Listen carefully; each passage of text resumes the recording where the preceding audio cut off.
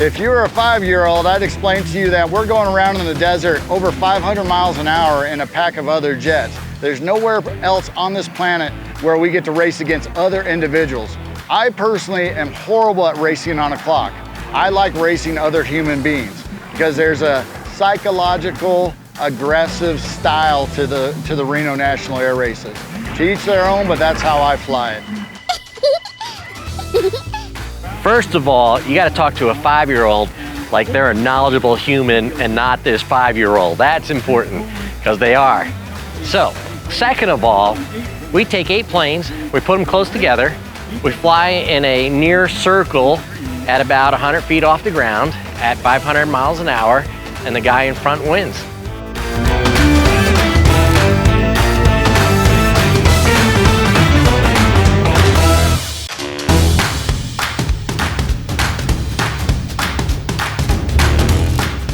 Sport class is different than the T6 or some of the other bigger classes because we all have different airplanes, and different airplanes means we're all experimental.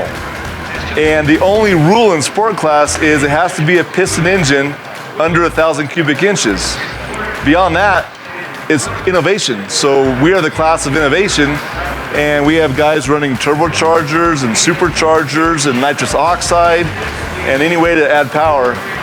And it's pretty much at your own risk how far you want to go. We're not giving up. Look at that, here he comes. In fact, he's overtaking him.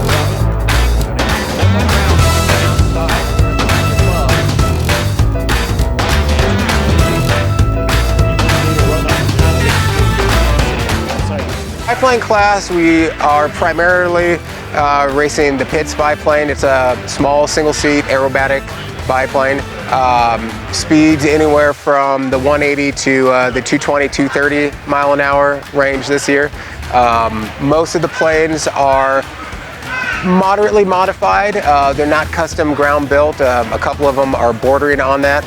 It's really good close racing, and it's a lot of fun. The unique part about the biplane class is we have 2 sets of wings. That's the biggest, difference between most of the classes. They look a lot cooler and they're a lot more fun than the rest of the class or the other classes. Actually, it's more fun. When you were a kid, if you ever got a toy airplane, it was usually a biplane. So, being able to actually get one and being, flying it just brings you back to your childhood.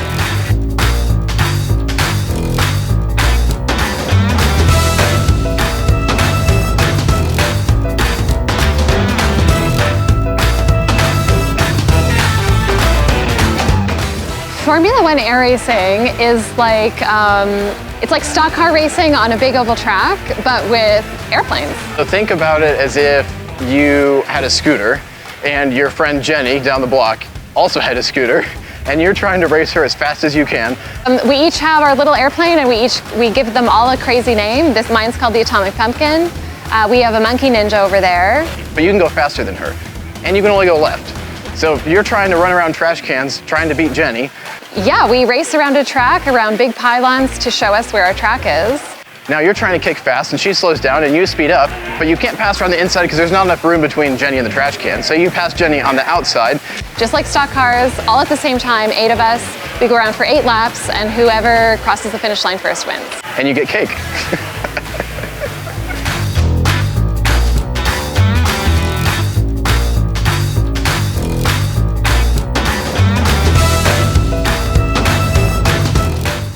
Well, if I was to explain it as simply as possible, I would say Stole drag, capital S-T-O-L, drag. stole drag racing is almost identical to race. Okay, let's do it.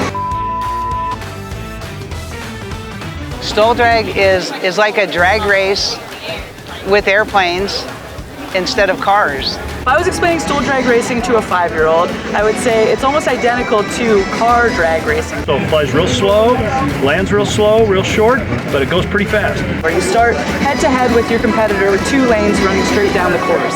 You get to do a turnaround, which actually is a big part of stole drag racing. It's a bit different though, because you go as fast as you can, but you have to slow down and stop on the other side of the line and land as short as you can, turn around, and fly the other drag.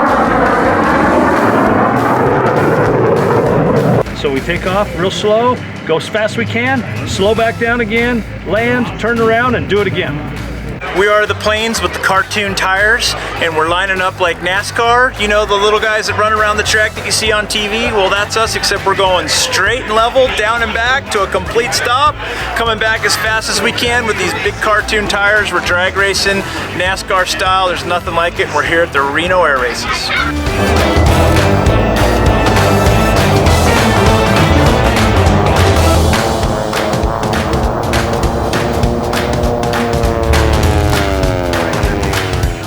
Well, it's the best racing class, of course. Only the best pilots can fly in the T6s. This is one of the funnest classes there is. We help everybody out. If somebody needs something, hey, come over to the pit. If I don't have it, maybe the next pit does. And then we get breakfast and lunch and dinner, who's ever cooking, and the party every night. It's just great, so. It takes a lot of money. Start is very important.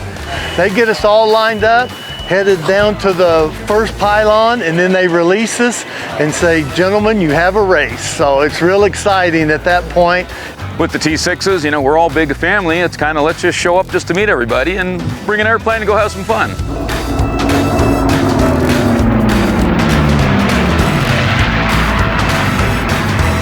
Here's your second and third competitors. Okay. Pull one over on us. You pass it back to our leader now. I fly in the unlimited class, and the unlimiteds, just like the name says, don't really have any limits. We can have as much horsepower as we want. There's a minimum horsepower. NASCAR on steroids. And you can cut the wings.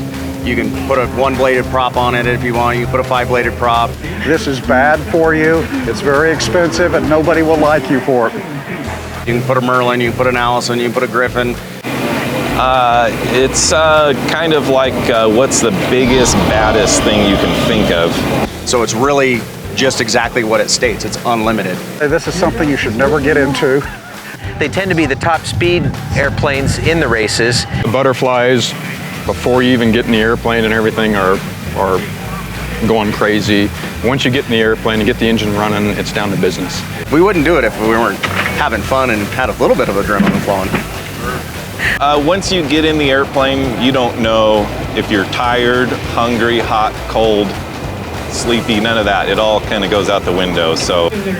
I think I'd probably fly the jets because I think they have air conditioning.